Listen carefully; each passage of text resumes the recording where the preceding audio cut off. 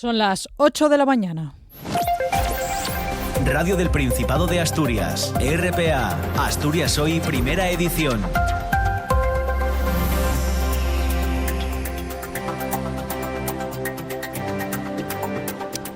¿Qué tal? Muy buenos días. El Principado y el SINPA han llegado a un acuerdo para poner fin a las protestas de los médicos en Asturias. El acuerdo incluye la flexibilización de las guardas médicas para evitar las jornadas superiores a 12 horas, reducir en un 60% la penalización por la falta de exclusividad, incrementar los salarios de los MIR y rebajar las agendas en atención primaria. Para la consejera de Salud, Conchita Saavedra, el acuerdo evita una huelga indefinida y que crezcan las listas de espera. Para el secretario general del Sindicato Médico, José Antonio Vidal, el acuerdo mejora las condiciones de los médicos, aunque recuerda que el Ministerio no ha cedido a la pretensión de los facultativos a nivel nacional de tener un estatuto propio que plasme la singularidad de la profesión. Lo que sí no nos podemos permitir en Asturias es a partir de febrero una huelga indefinida, aunque sea una situación en relación con el Ministerio, pues que no haya una situación en relación con la comunidad autónoma. Esto desconvoca por nuestra parte la huelga autonómica en cuanto a que, por ejemplo, no tenemos que sumarnos más días autonómicos dentro del conjunto nacional. Hasta dentro de unos días no vamos a saber qué va a pasar a nivel nacional. La plataforma de médicos del SINPA se ha desvinculado, la plataforma de médicos del SESPA se ha desvinculado de este acuerdo y ha anunciado que continuará con las movilizaciones. Y hoy quien va a protestar son los ganaderos, los agricultores asturianos van a volver a salir a la calle esta mañana para protestar por el acuerdo adoptado entre la Unión Europea y Mercosur y también por los recortes de la PAC. El centro de Oviedo se llenará hoy de tractores movilizados por las organizaciones agrarias URA, COAG, USAGA y ASAJA. En unos momentos precisamente vamos a hablar con el representante de URA en Asturias, con Borja Fernández. Le vamos a preguntar por esa movilización, por esa tractorada que va a tener lugar hoy en el centro de Oviedo. Así comienza Asturias Hoy, primera edición, que hacemos con Pablo Mateo en la parte técnica, con Elia Rivero y Óscar Serrano en la locución y redacción, y quien les habla, Paula Rodríguez. Asturias Hoy. Los trabajadores de la mina Miura esperan cobrar sus nóminas cuanto antes. El 21 de enero el propietario de la mina se reunirá con el comité de empresa para darles una fecha para el pago y para avanzarles, si es posible o no, su reincorporación al trabajo. En total son 36 los trabajadores afectados. Se les adeudan 8 nóminas. Desde el comité de empresa, José María Pérez, del Soma Fita UGT, recuerda que su objetivo es que la mina vuelva a tener actividad cuanto antes. Él confiaba y se comprometió a pagarnos antes de que acabase el mes de enero. Dijo que sobre el día 21 en concreto nos llamaría de nuevo y, de no haber pagado ya antes o ese mismo día, que nos daría la fecha exacta de pago en el que se haría el ingreso. Y Asturias considera que tiene margen para cambiar el sistema de financiación que propone el Gobierno central. La vicepresidenta del Principado ve margen para incluir los intereses de Asturias en esa propuesta, aunque Jimena Llamedo ha advertido de que si el Ministerio de Hacienda mantiene el principio de ordinalidad que beneficia a las comunidades más pujantes económicamente como Cataluña, el Gobierno de Asturias no respaldará el sistema. Si finalmente se produce y cambia ese documento, cuando tengamos que pronunciarnos sobre el mismo. Cuando se convoque no satisface y no es bueno para Asturias, el Gobierno se mantendrá firme en la posición. Y continúa la búsqueda del pescador desaparecido en Coaña. Sí, sigue la búsqueda de ese pescador de 51 años. Hoy es el 6º día en el que se le buscará en la costa de Coaña. Se hará con medios exclusivamente terrestres ante las malas condiciones meteorológicas. Ayer las condiciones del tiempo impidieron el vuelo de los helicópteros y la salida de medios marítimos, por lo que finalmente solo se ha realizado esa búsqueda por tierra. El tráfico. Momento de echar un vistazo a las carreteras del Principado. DGT, muy buenos días. ¿Qué tal? Muy buenos días. Pues a esta hora van a encontrar complicaciones ya en varios puntos de las carreteras del Principado. Por un lado, en la A66 en el entorno de Coyoto, ya en dirección a Gijón, al mismo tiempo que también van a encontrar dificultades en el acceso a Oviedo, como es habitual cada mañana, en la S2 en el entorno de Villamejil y también Vitoria, al mismo tiempo que también van a encontrar dificultades de forma muy ligera ya en la 8 en el entorno de Deva, en este caso de salida de Gijón. En el resto de carreteras por el momento se mantiene la tranquilidad. Gracias, DGT. Nos vamos a Oviedo. Policía local, muy buenos días. Hola, buenos días. ¿Cómo se circula hasta ahora? Tráfico fluido y sin retenciones y hasta el momento no hay incidentes a destacar. Gracias, Oviedo. Nos vamos a Gijón. Policía local, muy buenos días. No tenemos conexión con Gijón. Nos vamos a Avilés. Policía local, Centro de Control de Tráfico, muy buenos días. Buenos días. ¿Cómo se circula hasta ahora? Cuéntenos. Circulación escasa en estos momentos y sin incidencias. Gracias, Avilés. Continuamos. El tiempo. Tiempo que nos trae Cecilia. Buenos días. Buenos días, Paula. Jornada inestable con chubascos dispersos que llegarán al oriente de Asturias de cara a la tarde. Hoy las máximas descienden entre 1 y 3 grados de forma homogénea en el Principado. La entrada de aire de origen polar hará que la cota de nieve descienda hasta los 700 metros hacia el occidente de Asturias. Hoy seguiremos con aviso de nivel amarillo activo durante todo el día por mar combinada de 4 a 5 metros. Asturias al día. A partir de las 9 llega Asturias al día, llega Nacio Varillas. Cuéntanos, Nacio, buenos días. ¿Qué tal? Buenos días, Paula, Elia, compañeras de Asturias Hoy, primera edición. El tercer sector de Asturias acaba de presentar su estudio de situación 2025, el primero que se realiza en toda la historia de este ámbito en nuestra comunidad autónoma. Se reitera en el mismo la necesidad de contar con una ley propia y se reclama más financiación privada para facilitar su actividad relacionada con la acción social con los colectivos más vulnerables. Estarán con nosotros José Antonio Llosa, es uno de los autores del informe, Víctor García Ordaz, el presidente de la Mesa del Tercer Sector, Manuel Ángel Riego, vicepresidente de Cruz Roja en Asturias, y Diego García Abad, vicepresidente de ONCE, también en nuestra comunidad autónoma. Esto la primera parte. La segunda, dedicada a Nevaria.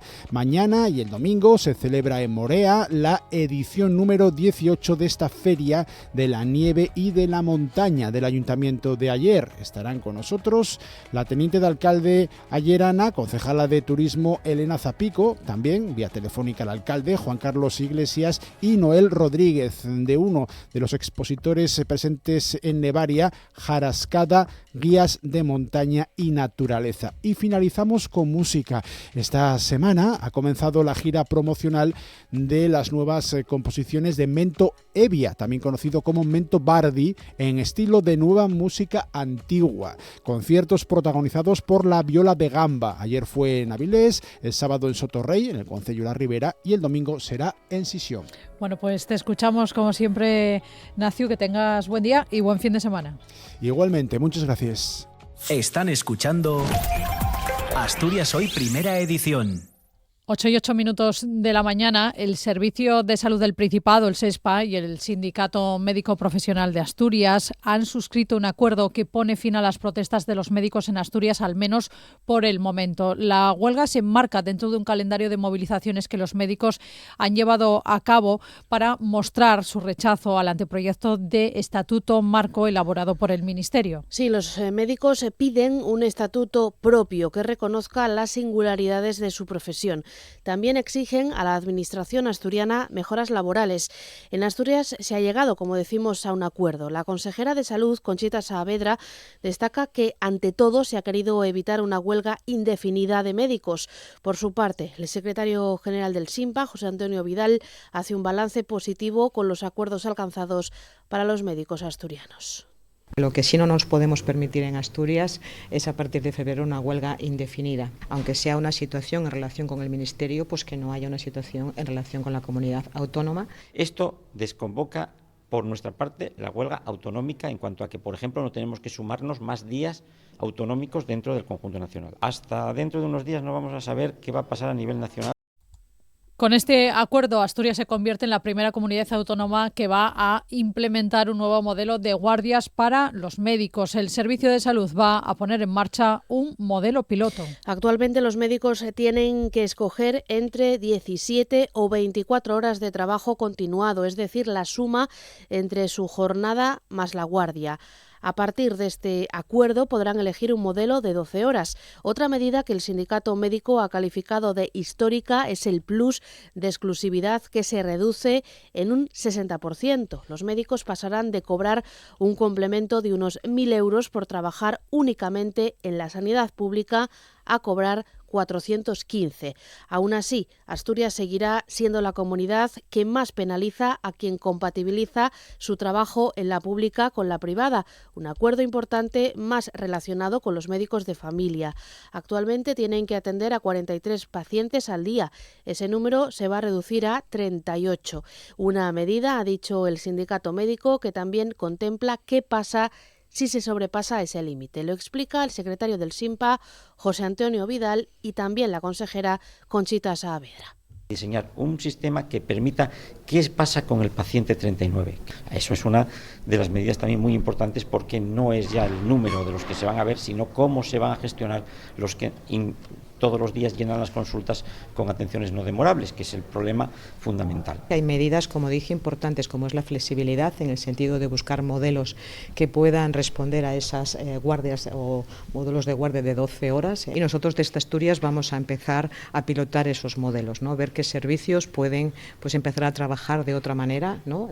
Con módulos de 12 horas o con una negociación con cada uno de esos servicios para, si tenemos los profesionales suficientes, de forma gradual ir cambiando la organización en Asturias. Además, el acuerdo contempla una mejora en la retribución de los MIR. Subirá, dependiendo del año en el que se encuentren, entre 110 y 150 euros al mes. Actualmente, los médicos internos residentes cobran 1.178 euros. Asturias pasará de ser una de las comunidades que peor paga a ser la tercera que mejor lo hace. También se va a impulsar la jubilación anticipada, buscando cómo establecer un coeficiente reductor. Esta norma tiene que negociarse a nivel estatal, pero Asturias quiere ser la primera en encontrar una fórmula adecuada. Aparte del nuevo modelo de 12 horas de guardia que les comentamos, hay otro acuerdo en cuanto a estas horas que hacen los médicos. Lo explica el gerente del SESPA, Aquilino Alonso. A partir de las 54 horas de guardia, que equivaldría aproximadamente a unas 48 horas semanales, se contempla una retribución diferente, como ya se venía realizando en atención primaria. En el ámbito de la atención primaria hemos llegado a un acuerdo tanto para los desplazamientos como para el ámbito de las dietas cuando tiene una jornada superior a 7 horas o cuando tiene una jornada superior a 12 horas. Antes de 3 meses, el SESPA se compromete a iniciar los trámites para poner en marcha estas medidas, que se aplicarán de forma paulatina, pero el objetivo es que todas estén en funcionamiento antes de que termine este año. El SINPA se retira de la huelga, pero la plataforma de médicos del SESPA anuncia que continuará con las movilizaciones, recurriendo a fórmulas como una asamblea de trabajadores para convocar paros. Acusan al SINPA y a Salud de firmar a espaldas de su colectivo. Consideran que de nada vale cambiar las guardias de 24 horas por turnos de 12 si no se acompaña de un tope de horas por semana. Ahora la jornada es ilimitada, recuerdan. Con la rebaja del complemento de exclusividad, consideran que se podría contratar al menos 40 médicos en atención primaria. RPA, Asturias Hoy, primera edición. Hablamos ahora de la reforma del sistema de financiación. El Gobierno de Asturias ve una oportunidad, la oferta que ha hecho el Ministerio de Hacienda de negociar con las comunidades autónomas ese modelo de financiación que ha acordado el Partido Socialista con Esquerra Republicana y que por ahora solo apoya el Ejecutivo catalán. La vicepresidenta del Gobierno asturiano, del Principado, ve margen para cambiar el sistema y que recoja los intereses de Asturias. No obstante, Jimena Llamedo ha advertido de que si Hacienda mantiene el principio de ordinalidad que beneficia a las comunidades más pujantes económicamente, como es el caso de Cataluña, el Gobierno de Asturias no respaldará el nuevo sistema. La número 2 del Ejecutivo de Adrián Barbón ha recalcado que la posición de Asturias está recogida en la mesa de financiación y en la Declaración de Santiago, donde se pide que se tenga en cuenta el coste real de la prestación de servicios con criterios como el envejecimiento, la dispersión o la orografía, y que el Principado no aceptará una propuesta que le perjudique. Se abrió la posibilidad de hacer ese diálogo con las comunidades autónomas, un diálogo multilateral. Será después de que se produzca este diálogo multilateral, si finalmente se produce y cambia ese documento, cuando tengamos que pronunciarnos sobre el mismo. Cuando se convoque no satisface y no es bueno para Asturias, el Gobierno se mantendrá firme en la posición. La Federación Socialista Asturiana e Izquierda Unida se abren a negociar un nuevo sistema de financiación autonómica propuesto por el Ministerio de Hacienda. El resto de grupos en la Junta General rechazan el modelo pactado por el Partido Socialista, como decimos, con Esquerra Republicana de Cataluña, al considerarlo injusto y perjudicial para los intereses asturianos. Nos lo cuenta Óscar Serrano. Izquierda Unida de Asturias comparte la postura de la FSA y se abre a negociar el nuevo modelo de financiación. La secretaria de Organización de Izquierda Unida, María José Miranda, apunta que no es malo que la propuesta haya arrancado con un acuerdo con representantes catalanes. Estamos en un marco general que a priori no es malo, donde hay que negociar las mejores condiciones para Asturias, y eso pues desde la parte del Gobierno y desde dentro del Gobierno lo hay que hacer, con inteligencia y poniendo en el centro los intereses de los asturianos y las asturianas. En cambio, y también desde la izquierda, la diputada del Grupo Mixto, Covadonga Tomé, considera que el nuevo modelo de financiación solo beneficiaría a Cataluña. Solo contenta a los catalanes. Entonces, realmente, y decía la ministra, no es posible dar con un modelo que contente al 100%, hombre, ya al 100% igual no, pero siempre a los mismos tampoco.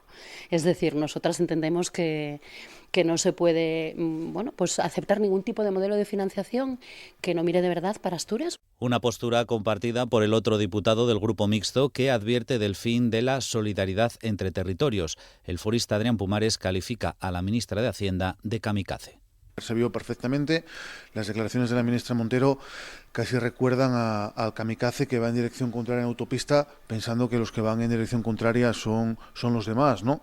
La única comunidad autónoma del régimen común que está de acuerdo con la propuesta del Gobierno de Sánchez es Cataluña, que es la impulsora del modelo. Desde Vox, la diputada en la Junta, Sara Álvarez Rouco, acusa al Ejecutivo Autonómico de no plantar cara al central y critica la apertura de una negociación que califica de imposible porque dice será negativa para Asturias. Para la ministra prima la capacidad fiscal, por tanto es una negociación imposible. Se confirma un cambio en el modelo en el que Asturias pierde. Asturias va a perder siempre. El Partido Popular de Asturias, que ya ha mostrado su rechazo al nuevo modelo de financiación autonómica, ha tildado de actitud complaciente la postura del Ejecutivo de Adrián Barbón, al que acusa de abandonar los intereses de la región.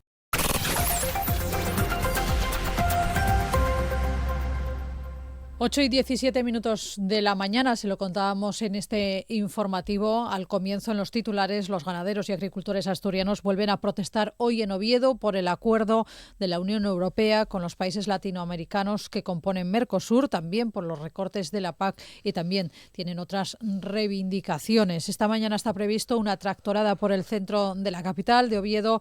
Las organizaciones agrarias URA, COAG, USAGA y ASAJA saldrán del parking de la Pizarra y llegarán hasta la Plaza de España. Vamos a hablar de todas estas reivindicaciones. Lo hacemos con Borja Fernández, el coordinador de la Unión Rural Asturiana de URA. Buenos días, Borja. Buenos días. ¿Cómo está todo preparado ya? Sí, ya tenemos compañeros en ruta, los más alejados de la zona centro, ya hace un rato que salieron. ¿Cómo les va a afectar ese pacto con Mercosur? Bueno, al sector de forma muy grave, desde luego, sobre todo al vacuno de carne. Es una competencia desleal en toda regla. Hay que recordar que estos países latinoamericanos pues producen con unas normativas que aquí están prohibidas. Podemos hablar de fitosanitarios, pesticidas, hasta llegar a hormonas de crecimiento, algo que está terminantemente prohibido en la Unión Europea. Y bueno, pues esto acarrea unos costes de producción mucho más bajos en aquellos países y unas producciones más altas que aquí. Me está hablando de ciertos productos. ¿Cuáles son los que más les va a afectar esa competencia que llega de Latinoamérica? El vacuno de carne. Sí, principalmente vacuno de carne, pero también hortaliza, miel, también productos lácteos. En general, un poco todo lo que es producción del sector primario se va a ver afectado porque va a haber caída de precios. Al entrar producto con costes de producción más bajos, pues el precio se va a resentir. Otro de los caballos de batalla son los recortes de la PAC, de la Política Agraria Común, que significa que vaya a llegar más dinero para los agricultores y ganaderos asturianos. Hombre, pues significa que la PAC es un complemento a la renta del ganadero importantísima en toda España, pero en la cornisa cantábrica más.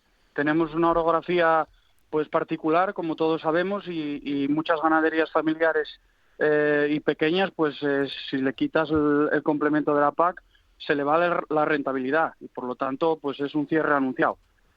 Nosotros lo que estamos viendo es que hay orquestado desde Europa pues un tiro en la cabeza al sector ganadero, agricultura y ganadería, y por eso salimos a la calle, porque estamos viendo que se nos echan encima. ¿Se plantean más movilizaciones? Bueno, vamos a ver hoy lo primero, porque tenemos constancia de que la delegación del Gobierno no nos quiere ni siquiera recibir. Por lo tanto, bueno, vamos a ver si esto queda solo en hoy por el día o, bueno, lo que la gente decida. Pero lo que estamos viendo es que tampoco hay voluntad ni siquiera de poder trasladar formalmente el rechazo a este acuerdo por parte de la delegación del Gobierno. Entonces, no cerramos la puerta ni a movilizaciones próximas y dejamos un poco en el aire lo que pueda pasar hoy. Saben que hoy además el consejero de Medio Rural, Marcelino Marcos, y el de Ordenación de Territorio, Ovidio Zapico, van a participar en esa manifestación convocada por ustedes para protestar por ese acuerdo entre la Unión Europea y Mercosur. ¿Mantienen contactos con Marcelino Marcos, con el consejero de Medio Rural y Política Agraria, para que presionen, digamos, al Gobierno de España y a su vez pueda presionar a la Unión Europea y que se puedan incluso, no sé si introducir cláusulas que no sean tan lesivas para ustedes? No.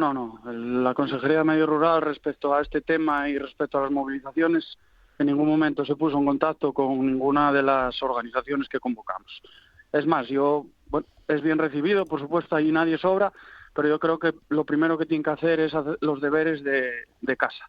Aquí tenemos unos problemas muy graves. Ahora mismo el tema de las incorporaciones de jóvenes, hay 78 en reserva que se van a quedar sin ayuda por falta de presupuesto y por lo tanto yo creo que antes de ir a reivindicar algo a nivel europeo, primero hay que barrerlo de casa. Bueno, pues lo dejamos aquí. Borja Fernández, coordinador de la Unión Rural Asturiana de URA, gracias por atender los micrófonos de RPA. Muy buenos días. Gracias, buenos días. Apoyo a las movilizaciones de hoy también desde el Consejo Regulador de la IGP asturiana. Su presidente, Fernando Martínez Barbón, recuerda que el futuro de las más de 6.100 familias ganaderas que hay detrás de la marca peligra con acuerdos como el que está a punto de firmarse. Esperemos que las administraciones, tanto nacionales como europeas, defiendan con firmeza a los productores locales y las ganaderías familiares que construyen el medio rural asturiano, estableciendo salvaguardas efectivas frente a una competencia que amenaza la viabilidad del campo asturiano. Asturias Hoy, primera edición. Noticias. El nuevo propietario de la mina de carbón de Tormaleo promete pagar las nóminas atrasadas antes de que acabe el mes de enero. El día 21 se reunirá con el comité de empresa para darles una fecha para el pago y para avanzarles si es posible o no su reincorporación al trabajo. En total son 36 los trabajadores afectados y se les adeuda 8 nóminas. Por un lado están los trabajadores de Carbones La Vega en un limbo desde que la mina paralizó su actividad y que no están ni despedidos ni tampoco contratados, por lo que a día de hoy no están percibiendo ningún tipo de ingreso. Por otro están los trabajadores de la subcontrata Adro. Estos sí fueron despedidos hace 2 meses y a día de hoy cobran una prestación por desempleo. Desde el comité de empresa, José María Pérez de Soma Fita UGT recuerda que su objetivo es que la mina vuelva a tener actividad cuanto antes. La reincorporación de los trabajadores de Adro a ser posible y lo antes posible a la empresa con nosotros, a Carbones La Vega, y obviamente que se nos pague la enorme deuda que se ha acumulado ya, porque las actividades se detuvieron por el antiguo empresario Chus Mirantes debido a que la precariedad fue tanta que faltaba material para poder realizar la actividad de manera segura. La semana pasada el empresario Fernando Martínez Blanco pidió a la plantilla que pospusiesen esas movilizaciones hasta el 21 de enero para buscar una solución. Les llamará ese día, les ha dicho, nos acaba de decir ese responsable del comité de empresa, que asegura que el nuevo propietario de la explotación, adquirida en octubre del año pasado, les ha garantizado que en caso de que no pueda pagar ese día, les dará cuanto antes una fecha para abonar las nóminas pendientes. Se defendió bastante bien y la gente decidió darle un voto de confianza. Así que estamos a la espera de ello. Pospusimos las movilizaciones y tendremos noticias de él, espero que sobre ese día 21, para decidir lo que vamos a hacer, si continuar con las movilizaciones o ya nos reincorporamos a trabajar. En RPA, la alcaldesa de Ibias aseguraba ayer que la próxima semana Martínez Blanco mantendrá ese encuentro, en este caso con el equipo de gobierno local, para detallar los detalles para la explotación. Gemma Álvarez es escéptica, eso sí, sobre esa posibilidad de que los trabajadores cobren el día 21. En principio viene a mitad de semana con los sueldos pagados y con todo el equipo para explicarles tanto a ellos como a nosotros, al ayuntamiento, cuál va a ser su hoja de ruta con la mina. Esperemos que sea verdad. Estamos hablando de una buena noticia. Yo no soy tan optimista. Yo hasta que no vea un hecho no soy tan esperanzadora. Hoy el alcalde de Cangas del Narcea, José Luis Fontaniella, y un exconcejal de Degaña van a comparecer en la Comisión Parlamentaria de Investigación del accidente de la mina de Zarreu. Será en la Junta General a partir de las 9 de la mañana. Ayer fue el turno de la alcaldesa de Ibias, de la popular Gemma Álvarez. A preguntas de René Suárez, del Partido Socialista, reconoció que en alguna ocasión comió con el empresario minero Chus Mirantes para hablar sobre Carbones La Vega, una de las empresas que gestionaban la mina de Tormaleo hasta la paralización de su actividad de la que acabamos de hablarles.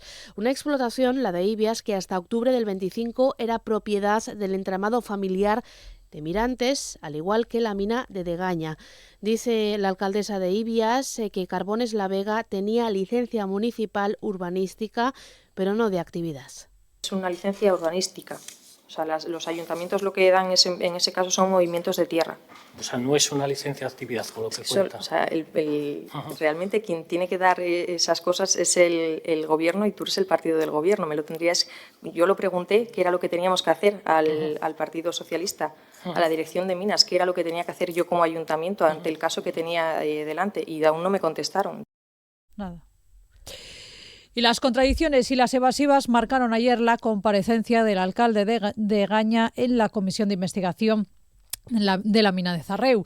El socialista Óscar Ancares acabó reconociendo que se reunió 2 veces con el empresario minero Jesús Rodríguez, más conocido como Chus Mirantes. Una de ellas fue en una comida en Villablino que pagó el empresario. También constató lo que ya se sabía, que Colbail y Blue Solving operaron en el concejo sin licencia y sin pagar impuestos. El alcalde de Degaña reconoció en la Junta que la empresa propietaria de la mina de Zarreu no tenía licencia municipal de actividad cuando ocurrió el accidente que provocó la muerte de 5 trabajadores, pero no aclaró por qué el ayuntamiento no impuso medidas cautelares. Según Óscar Ancares, el consistorio no otorgó licencia a Combail ni tampoco a Blue Solving porque no presentaron la documentación requerida por el ayuntamiento, y aunque el consistorio hizo en 2022 un requerimiento a las empresas para que aportasen esos documentos, nunca los recibieron. A pesar de no contar con licencia, la actividad continuó en esa explotación hasta el accidente del año pasado.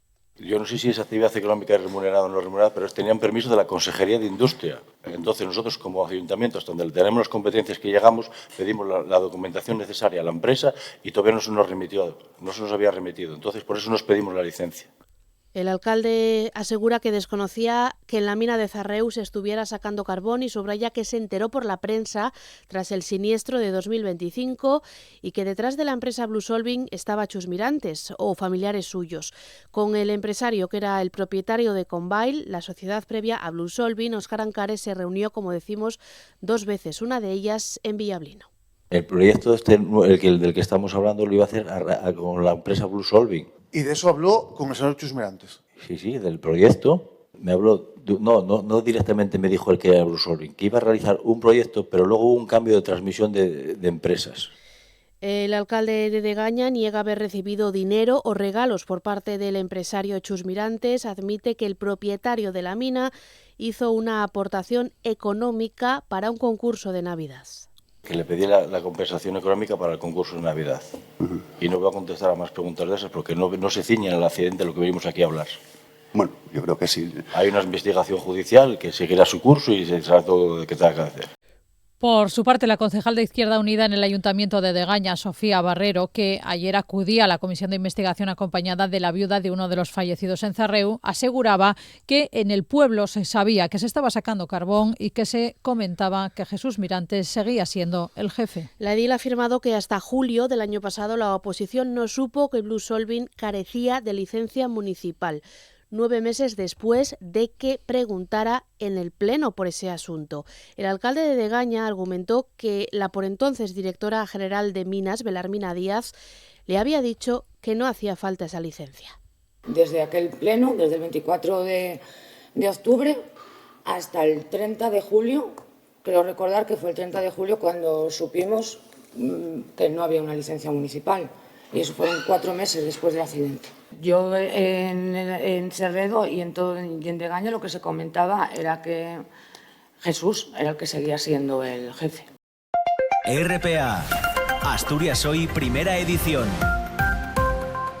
Les tenemos que contar que el operativo de búsqueda del pescador desaparecido el sábado en Coaña cumplirá hoy viernes la 7ª jornada de rastreo. El dispositivo se mantendrá únicamente hoy por tierra con 4 bomberos y 4 agentes de la Guardia Civil. Las condiciones meteorológicas vuelven hoy a impedir los vuelos de los helicópteros y la búsqueda marítima con patrulleras y embarcaciones.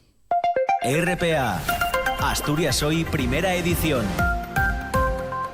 A lo largo de 2025, Asturias sumó casi 60 millones de viajes en transporte público por carretera. Son datos del Consorcio de Transportes de Asturias. Esto supone un crecimiento del 8% en comparación con el año pasado. La tarjeta Conecta tiene ya más de 412.000 usuarios, concentra el 64% de las validaciones que se hicieron en 2025. El consejero de Movilidad, Alejandro Calvo, confirma que las mujeres son las que más usan el transporte público y que los jóvenes de entre 16 y 23 años son usuarios cada vez más recurrentes, con una media de 26 desplazamientos al mes. La tarjeta Conecta sigue creciendo, ya 412.000 asturianos disponen de ella y esto ha supuesto un impacto económico sobre las economías familiares que en función de la tipología de hogar varía entre los 500 y algo más de 1.000 euros, lo que supone un ahorro muy significativo en la economía diaria.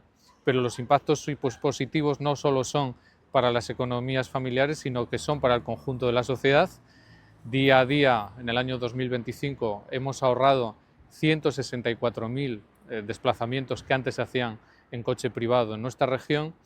Y Asturias celebrará en Fitur el 40 aniversario del turismo rural con el pabellón inmersivo que proyecta la imagen de destino diverso, sostenible y atractivo durante todos los meses del año. La Feria Internacional del Turismo se celebrará en Madrid entre el 21 y el 25 de enero. Jimena Llamedo habla sobre la presencia de Asturias. El turismo rural nació en Asturias, esto es algo que tenemos que reivindicar además con orgullo. Se cumplen 40 años de que el primer hotel rural de España, el Hotel de la Rectoral de Taramundi, naciera aquí en nuestra comunidad autónoma.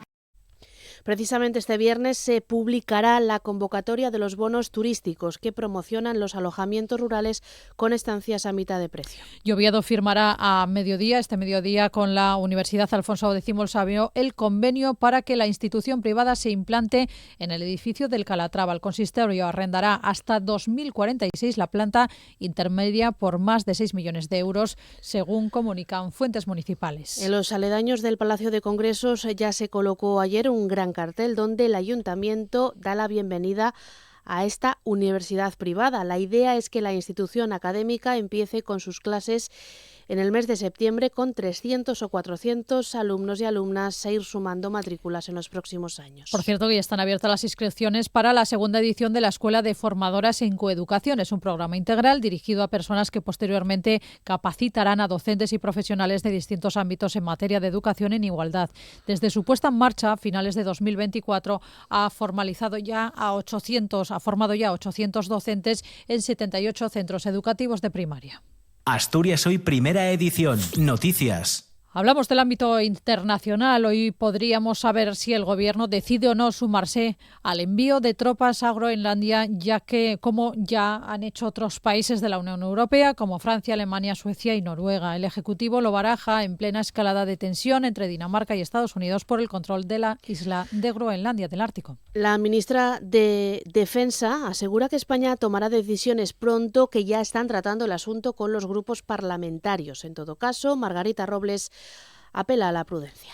Vamos a ser prudentes a la hora de tomar decisiones y sobre todo es importante respetar los marcos que está habiendo, marcos de mucha prudencia, de mucha discreción, para ver qué soluciones se toman. Estamos permanentemente de acuerdo con los demás aliados, los demás miembros de los países.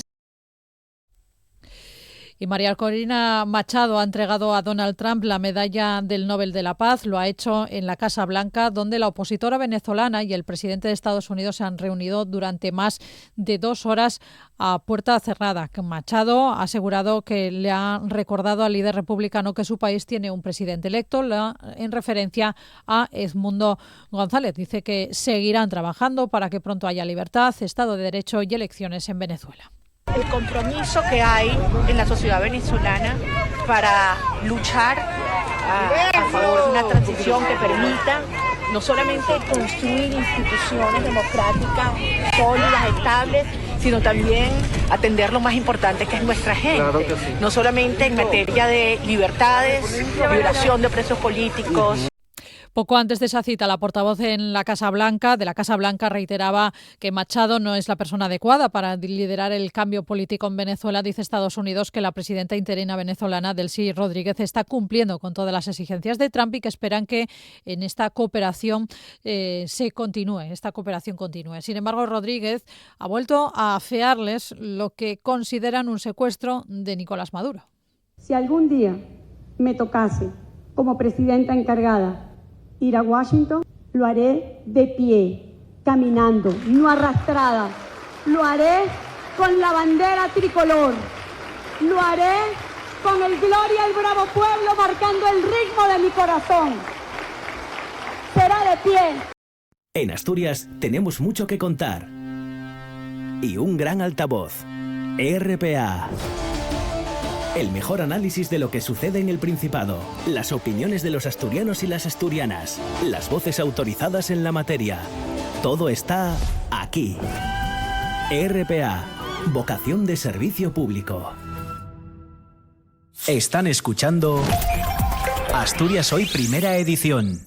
Hablamos de vivienda. El director regional de Vivienda asegura que no se ha declarado Oviedo como zona tensionada para no confrontar a la administración regional y local, optando por negociar soluciones con el ayuntamiento de la ciudad. Sí, Daniel Sánchez, acompañado por el portavoz del partido en Oviedo, Gaspar Llamazares, ha pedido al resto de grupos colaboración con la política de vivienda justo después de que el Partido Socialista criticase la ausencia de Oviedo en la lista de zonas tensionadas. En esa ciudad se van a tomar medidas a lo largo de este año encaminadas a corregir el alto precio del mercado inmobiliario, como un estudio de las viviendas de uso turístico o la puesta en marcha de un plan municipal de vivienda. La cuestión es si añadimos tensión política a una zona tensionada o si intentamos solucionar los problemas que causa una zona tensionada. Lo responsable, por nuestra parte, no es imponer, es pactar siempre con planes, con calendarios, con recursos y pues declarar una zona tensionada sin el acuerdo previo con el ayuntamiento sería quedarse en el titular y renunciar a los resultados. El precio de la vivienda en alquiler cerró 2025 en España con un incremento anual del 6,9% hasta los 14,21 euros el metro cuadrado al mes. Un aumento que en Asturias fue del 9,9%, el cuarto mayor entre comunidades autónomas, según datos del portal inmobiliario Fotocasa. Esto hace que en Asturias cada vez sea más difícil acceder a un alquiler debido a ese aumento de los precios. Hoy hablamos de vivienda, lo hacemos con Manuel Carrero, presidente de la asociación Yucera por el derecho a una vivienda en Asturias. Manuel, muy buenos días. Hola, buenos días. Le agradecemos que venga a contarnos la posición de Yucera en todo este asunto. Dicen en su página web que Asturias atraviesa una emergencia habitacional. ¿Por qué consideran que estamos llegando a esta situación? Bueno, esa constatación viene, por un lado, de nuestra experiencia y también de los datos, ¿no?, oficiales publicados, que dicen que aproximadamente 1 de cada 4 familias asturianas tienen algún problema relacionado con la vivienda que les hace estar en una situación de riesgo de exclusión residencial, bien porque habitan viviendas inadecuadas o porque no tienen seguridad en la tenencia, o simplemente porque habitan en infraviviendas, en habitaciones compartidas o simplemente no tienen techo. ¿Por qué hemos llegado a este punto? ¿Qué ha ocurrido para que Asturias haya llegado a este punto en el que no haya una vivienda accesible? Pues nosotros creemos que esta situación se debe a una inactividad por parte de los poderes públicos que no están cumpliendo su obligación de garantizar ese derecho constitucional de todas las familias asturianas a una vivienda digna y adecuada.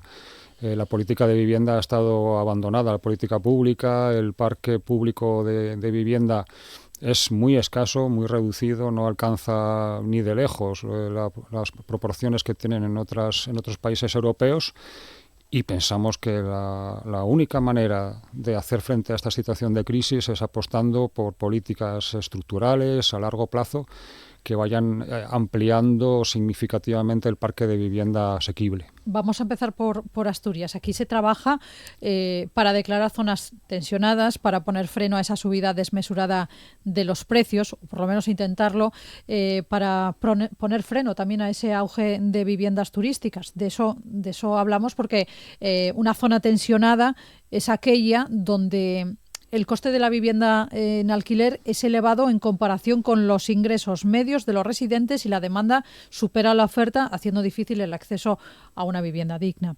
El objetivo es aplicar medidas para controlar estos precios, para proteger a los inquilinos. ¿Cree que acotar con zonas tensionadas es la solución? ¿Es una buena medida? Yo creo que es una buena medida, pero no la única. Es una medida de urgencia, digamos, porque de alguna manera constituye una limitación del derecho de la propiedad, ¿no?, de las personas que dueñas de una vivienda, pero que tiene que ir acompañada de otras muchas. En esta situación de crisis hay que tomar medidas de choque. La declaración de zonas tensionadas puede ser una de ellas, y de hecho es efectiva. Los datos demuestran que en aquellos ayuntamientos donde se han adoptado, los precios de la vivienda los alquileres se están conteniendo. Pero insistimos en que hay que adoptar otro tipo de medidas más a largo plazo, que estén orientadas, primero, a movilizar la gran cantidad de viviendas vacías que existen en Asturias, y después a incrementar el parque público de viviendas con un alquiler controlado, y que además que esa protección sea permanente. Es decir, que esas viviendas que se construyen o que se rehabilitan queden para siempre formando parte de ese parque asequible. Me dice que la declaración de zonas tensionadas es una medida, no la única. Aquí en Asturias se ha implementado quizá una de las medidas más estrella y más comentadas, ese programa Alquilamoste, que lo que trata es de movilizar vivienda privada, vacía, y ponerlas en el mercado del alquiler asequible. ¿Qué le parece este modelo? Nosotros llevábamos muchos años reclamando un programa parecido aquí en Asturias, con base en el éxito que han tenido iniciativas similares en otras comunidades autónomas. ¿En el País Vasco? En el País Vasco el programa lleva 20 años con un éxito rotundo, con una altísima tasa de repetición por parte de los propietarios, que confían esa vivienda que tienen vacante al gobierno del Principado de Asturias, y ya no tienen que hacer nada más, porque es el gobierno de Asturias, en este caso, el que asegura el cobro del alquiler, y que al cabo del periodo del contrato esa vivienda vuelve a sus propietarios en el mismo estado en que la encontraron. Por tanto, nos parece un programa que va en la buena dirección y solamente esperamos, bueno, pues que por parte del Gobierno de Asturias se pongan los medios de difusión para que este programa se conozca. Yo creo que se conoce poco, porque realmente es muy interesante para todos esos propietarios que no se atreven a poner su vivienda en el mercado y la verdad pensamos que es una buena manera para que familias que en este momento, por los sueldos que perciben o por la situación económica, no pueden acceder, y muchas veces también por los avales y por todas las garantías que les exigen, que no pueden acceder a una vivienda en alquiler. En Asturias, de hecho, muchas personas, muchas familias ahorradoras pudieron llegar a comprar una segunda vivienda. Esa segunda vivienda se ponía en alquiler, ayudaba, digamos, a la economía familiar ese alquiler, y ahora estamos viendo que se frena esas digamos, esos pisos ya no se ponen en alquiler. ¿Por qué? ¿Por qué ese miedo? ¿Por qué no se está poniendo en alquiler? Bueno, lo que comúnmente conocíamos o como, bueno, normalmente teníamos en esta sociedad, ¿no? Ese tipo de viviendas en alquiler de esas personas que tenían una segunda vivienda. ¿Por qué? ¿Qué está ocurriendo? Bueno, hay una desconfianza por parte de los propietarios que no les parece que su situación esté bien protegida frente a riesgos de impago, etcétera. Pero también es verdad que hay muchas de esas viviendas que se están desviando a los alquileres vacacionales, a los alquileres temporales. Y nosotros pensamos que eso es un grave riesgo, porque tiene consecuencias muy negativas para las ciudades, ¿no? Como es la conversión de nuestros centros urbanos en áreas turísticas, ¿no? En las que se expulsa a los residentes, a las personas que habitan esos barrios, para hacer sitio a visitantes, etcétera. Sí, y sobre todo a través de grandes fondos de inversión, ¿no? Que son los que están tomando posiciones, comprando viviendas para obtener ese beneficio rápido. Nosotros pensamos que la vivienda es un derecho, no es un negocio. La vivienda no es un bien que pueda estar en el mercado, por lo menos hasta que no estén resueltas y satisfechas todas las necesidades. Vamos a hablar ya de políticas a nivel nacional, si le parece.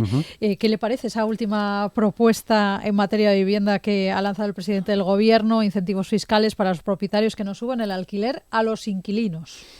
Nos parece una medida muy cortoplacista y que no va a resolver el problema. Nosotros lo que venimos reclamando es un plan integral, quiero decir, no podemos estar pendientes de las ocurrencias o de medidas puntuales, más allá de lo que pueda chocar efectivamente que haya beneficios fiscales por el hecho de no subir el alquiler, ¿no? Nosotros pensamos que la ley de arrendamientos urbanos, tal como está formulada, es absolutamente insuficiente y no da respuesta a la situación de extrema gravedad en la que nos encontramos.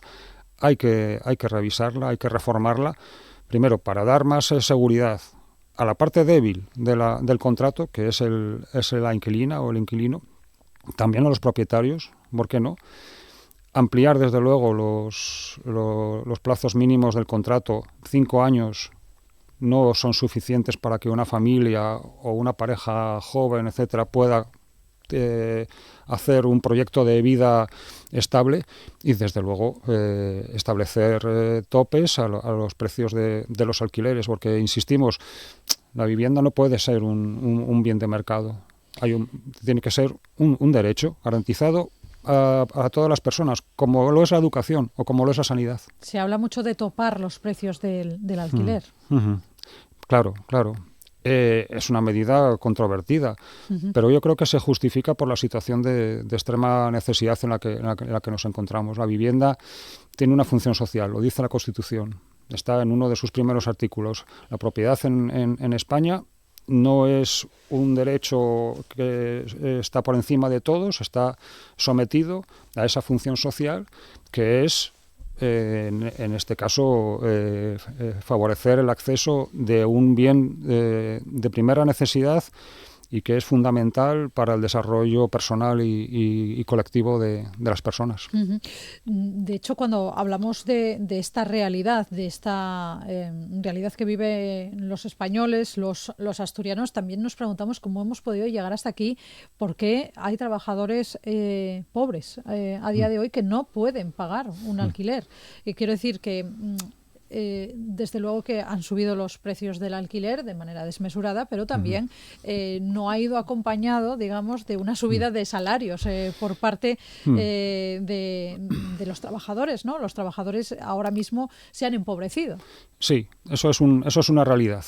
Lo que pasa es que nosotros pensamos, y de hecho lo vemos, ¿no? Que, por ejemplo, un incremento de salarios o un incremento de subvenciones, tal como está el mercado actual, totalmente desregulado, con los fondos buitre y los fondos de inversión tomando posiciones cada vez más amplias, lo único que haría sería incrementar el precio del alquiler. Es decir, los propietarios saben el esfuerzo cómo está el mercado y saben el esfuerzo que pueden, el porcentaje de los ingresos que pueden destinar las personas. Entonces, claro que es importante aumentar los salarios, pero la única manera para poder contener los precios es medidas a corto plazo, topar los alquileres, y a medio o largo plazo aumentar la oferta de vivienda asequible. Entre otras cosas que se piensa es la rehabilitación de edificios públicos que en un momento determinado ocuparon ciertas competencias, ahora están abandonados. Se piensa también en la rehabilitación de esos edificios como manera de dar salida a un uso de esos edificios y que se conviertan en viviendas. Claro, precisamente es lo que pretendemos desde nuestra asociación, desde Ayucera. Es un hecho incontrovertible que hay muchísimos edificios vacíos, públicos y privados. En primer lugar, los públicos deberían estar rehabilitados y destinados a una actividad social como puede ser la vivienda. Y hacerlo eso tiene una ventaja también, que es la sostenibilidad ambiental, ¿no? Se habla mucho de construir, ¿no? La receta de los partidos de la derecha es construir más viviendas, consumir más suelo, urbanizar. Sabemos que eso al final no es la solución, ¿no? Porque el mercado de la vivienda dista muchísimo de ser perfecto, no se regula a sí mismo, hay que regularlo. Por tanto, pensamos que lo mejor es, sobre todo en Asturias, donde tenemos muchísimas viviendas vacías y muchísimos edificios públicos, es recuperar esos edificios, y eso es por lo que estamos apostando desde Ayucera. ¿Saben más o menos cuántos edificios públicos tiene el Gobierno de Asturias que podrían ser susceptibles de ser rehabilitados? No tenemos una cifra, pero sí hemos revisado los inventarios del patrimonio, los que están publicados, y hay muchos. No solamente el Principado, pero también los ayuntamientos. Y los ayuntamientos yo creo que también podrían jugar un papel muy importante reactivando todos esos antiguos edificios educativos, de servicios, etcétera. Hay un patrimonio industrial en Asturias enorme, riquísimo, y que da pena, ¿no? Ver cómo está y cómo con una inversión al mismo tiempo que estamos recuperando nuestra identidad, ¿no? como comunidad ligada a la industria, por ejemplo, también estaríamos facilitando el acceso a la vivienda de las vecinas y los vecinos del ayuntamiento, ¿no? Ahí hay muchísimo trabajo que hacer. Manuel Carrero, presidente de la Asociación Ayucera por el Derecho a la Vivienda en Asturias, muchísimas gracias por acompañarnos estos minutos aquí en la Radio Pública Asturiana. Muy buenos días. Muchas gracias a ustedes, un placer. Buenos días. En Asturias Hoy, primera edición, Deportes. Momento de escuchar la información deportiva que nos trae Fernando García de Dios. Muy buenas. ¿Qué tal, Paula? Buenos días. El Real Oviedo ultimará esta mañana la preparación del partido de este sábado a las 6:30 en el Sadar frente a un rival directo como Osasuna. Una cita en la que estará David Costas, quien ha renovado con los azules hasta 2028. Por otro lado, el delantero del Vetusta, Joaquín Delgado, no jugará finalmente en el primer equipo y se marcha cedido al filial del FC Barcelona en Segunda Federación, previa ampliación de su contrato hasta 2027. Mientras tanto, los azules siguen pendientes del mercado para reforzarse. Roberto Suárez es el director deportivo. Y el míster lo ha dicho, que necesitamos en algunas posiciones mejorar, sobre todo Estamos incidiendo mucho en la parte de arriba, donde entendemos que nos faltan goles, nos falta gente que genere esas ocasiones, que genere energía positiva en finalización, en hacer goles, y en eso estamos. Tras oficializarse la salida de Jan Kembo rumbo al Ibiza, en calidad de cedido al Sporting, le quedan 2 fichas por cubrir. El mercado invernal avanza a ritmos lentos. José Riestra, presidente ejecutivo de los rojiblancos. Creo que hay un par de posiciones que hay que reforzar. No es fácil, es un mercado que se complica, sobre todo porque generalmente los clubes buscamos lo mismo y las opciones son pocas. Las posiciones, no quisiera entrar en el detalle porque si te digo una y llega la otra, también hay momentos, hay situaciones, hay oportunidades, claro. Que hoy lo del extremo pareciera que es más importante ante la lesión de Gaspar y el tema de Cortés, entonces por ahí se abre esa posibilidad. Palabras del dirigente rojiblanco en mareo durante la presentación de Brian Oliván como nuevo jugador del plantel gijonés. Esta mañana el Sporting tendrá la última sesión de trabajo antes de enfrentarse el sábado a las 4:15 a la Cultura Leonesa a domicilio. En Primera Federación masculina, esta noche desde las 9:15 juega el Real Avilés Industrial. Lo hará en Lezama ante un Athletic B en puestos de playoff. Dani Vidal, entrenador de los blanquiazules. Sabemos que queda muchísimo, que no hemos hecho nada, que estamos en una buena posición, pero que queremos más y eso pasa por la mejora diaria. En categoría femenina, el Oviedo recibe mañana a las 4:30 al Villarreal. En Segunda Federación masculina, los equipos asturianos tendrán su cita el domingo, mientras que los femeninos los adelantan a mañana. El Sporting repite como local a las 4:15 frente a la Real B y el Avilés visita al segundo equipo del Athletic desde las 4. En Segunda División Femenina de Fútbol Sala arranca la segunda vuelta. El Gaitero Rodiles recibe al Gran Canaria Tel Deportivo mañana a las 6. En hockey sobre patines tenemos jornada de horarios unificados en la Hockey Liga Femenina. Los distintos compromisos están fijados para la 1. Mientras que el Ene Oposiciones Club Patimieres visita al Manlleu, el Telecable de Natasha Lee está a un paso de coronarse como campeón de invierno. Recibe al Sant Cugat. Tendríamos que mirarlo, pero creo que no hay ningún equipo que haya hecho los números que hicimos en este 2025 y este inicio de 2026, ¿no? Pero es que a la vez estamos consiguiendo marcar muchos goles, estamos sintiéndonos muy bien en la parte ofensiva, estando a un nivel muy alto y que estamos en el camino correcto, ¿no? En balonmano, el Lobas Global Ataco Oviedo visita mañana a las 8 al Lleida Handball en la División de Honor Oro Femenina. En plata masculina, el Confiabas Oviedo juega en la pista del Blendio Sin Fin el sábado desde las 6. En rugby, mañana a las 5 tenemos duelo en la parte baja de la División de Honor Élite, donde el Pasec Belenos visita al Complutense Cisneros. Además, comienza la competición en la Liga Nacional de Fútbol Americano, donde este sábado desde las 4 los Gijón Mariners reciben en las Mestas a los Black Demons. Por otro lado, retorna la competición a la Superliga 2 de voleibol, donde el grupo en categoría femenina recibe el sábado a las 5 al Torrelavega, mientras que en la competición masculina el Cid Jovellanos jugará mañana desde las 6 en la pista del Boiro. Y malas noticias para el ciclismo asturiano, ya que Pelayo Sánchez tendrá que pasar por el quirófano para ser intervenido en su rodilla izquierda, por lo que su debut en 2026 tendrá que esperar. Asturias Hoy, en clave económica. Cerramos este informativo hablando en clave económica. Lo hacemos como siempre con José Antonio Antuña, director de Renta 4 Gijón. José Antonio, muy buenas.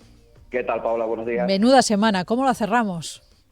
Bueno, de momento los futuros aquí en Europa marcan algo de caídas. Viene el IBEX, los futuros del IBEX cayendo en torno al 0,30%, un poquito menos, en torno al 0,20% los del Eurostock, pero por ejemplo los futuros americanos vienen en positivo, vienen con subidas de 0,30, 0,40. Ayer tuvimos una sesión que fue de más a menos, pero por ejemplo tuvimos algunas cosas a destacar, como por ejemplo los resultados de Taiwan Semiconductores, que mostraron la fortaleza que sigue teniendo la demanda de inteligencia artificial. Eso impulsó bastante a todos los sectores tecnológicos y a todas las empresas de tecnología. Hoy no tenemos resultados empresariales de relevancia, pero sí que hay que destacar que ayer seguimos conociendo resultados de Goldman Sachs, de Morgan Stanley, de BlackRock, de la gran banca de inversión en Estados Unidos, y están manteniendo un tono bastante positivo. De hecho, ayer algunas de estas compañías pues subían 5, 6% porque los resultados están siendo muy positivos.